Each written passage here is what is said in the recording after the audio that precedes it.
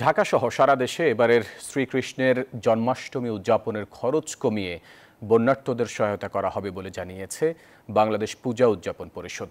দুপুরে রাজধানীর ঢাকেশ্বরী জাতীয় মন্দিরে জন্মাষ্টমী উদযাপনকে সামনে রেখে আয়োজিত সংবাদ সম্মেলনে এ তথ্য জানান সংগঠনটির সাধারণ সম্পাদক সন্তোষ শর্মা।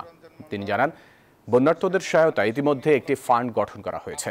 ঢাকেশ্বরী জাতীয় মন্দিরে কেন্দ্রীয় জন্মাষ্টমী উৎসব উপলক্ষে দুদিনব্যাপী কর্মসূচি নেওয়া হয়েছে। জন্মাষ্টমীর অনুষ্ঠানমালায় রাজধানী ঢাকাসহ সারা দেশে নিরাপত্তার ব্যাপারে পুলিশের উচ্চ পর্যায়ে আলোচনা হয়েছে বলেও জানান সংগঠনটির সাধারণ সম্পাদক সন্তোষ শর্মা।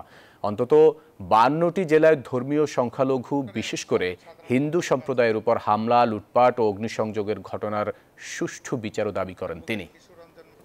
সারা বাংলাদেশে যেখানে যেসব জেলা বন্যা দুর্গত সেসব জেলায় জন্মাষ্টমী উৎসবের ব্যয় কাটেল করে আমরা এই টাকা বন্যার্তদের সাহায্যার্থে বিতরণের উদ্যোগ নিয়েছি।